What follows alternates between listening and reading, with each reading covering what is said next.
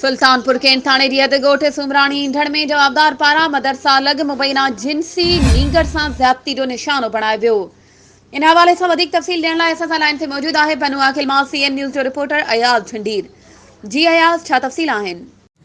जी अवांखे अहम ख़बर बाबति आगाह कयां पियो त पन्नू आकिल तालुक़े जे कैंट सुल्तानपुर थाणे जी हद ॻोठ सुमराणी इंढड़ में हिकु वैशी सिफ़त जेको उस्ताद ॿुधायो वञे थो हुसैन अहमद पारां 10 साला नींगर सगीर अहमद वलद सलमान खे मुबैना तौर ते बदफ़ैली जो निशानो बणायो आहे ऐं जंहिंखे अहिड़ी रिपोर्ट उनजे वालिदीन सलमान पारां पुलिस स्टेशन कैंट सुल्तानपुर वटि कई वई आहे।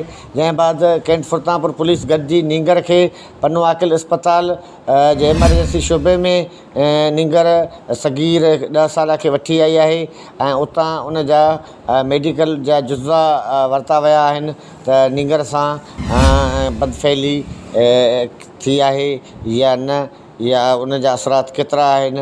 महिरबानी अयाज़ तफ़सीलन खां आगाह करण जे लाइ। वधीक ख़बरूं ऐं अपडेट्स जे लाइ असांजे चैनल खे सब्सक्राइब कयो ऐं हा, बेल आइकन खे प्रेस करण न विसारिजो त जीअं असांजी हर नई अचण वारी वीडियो तव्हां ताईं पहुची